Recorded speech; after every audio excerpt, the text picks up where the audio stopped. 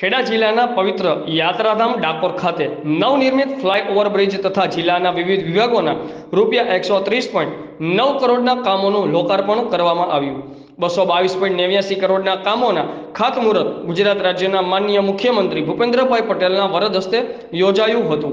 આ પ્રસંગે ખેડા જિલ્લાના સાંસદ અને સંચાર મંત્રી દેવુસિંહ ચૌહાણ, પંચમહાલના સાંસદ રતનસિંહ રાઠોડ, ઠાસરાના ધારાસભ્ય યોગેન્દ્રસિંહ પરમાર, નડિયાદના ધારાસભ્ય પંકજ દેસાઈ, મહુવાના ધારાસભ્ય સંજયસિંહ મહિડા, માતર વિધાનસભાના ધારાસભ્ય કલ્પેશભાઈ પરમાર, કપડવંજ વિધાનસભાના ધારાસભ્ય રાજેશભાઈ ચૌહાણ તથા જિલ્લાના પદાધિકારીઓ ઉપરાંત સરકારી વિભાગના અધિકારીઓની મોટી સંખ્યામાં જનમેદની ઉપસ્થિત રહી હતી।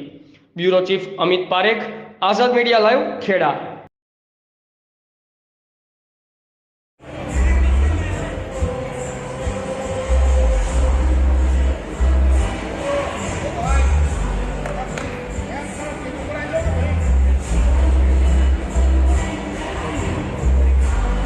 ખૂબ ઘણી સાથે આ સ્વર્ણિમ જ્યોતિનો પ્રકાશ વધારે શિવરાત્રીનો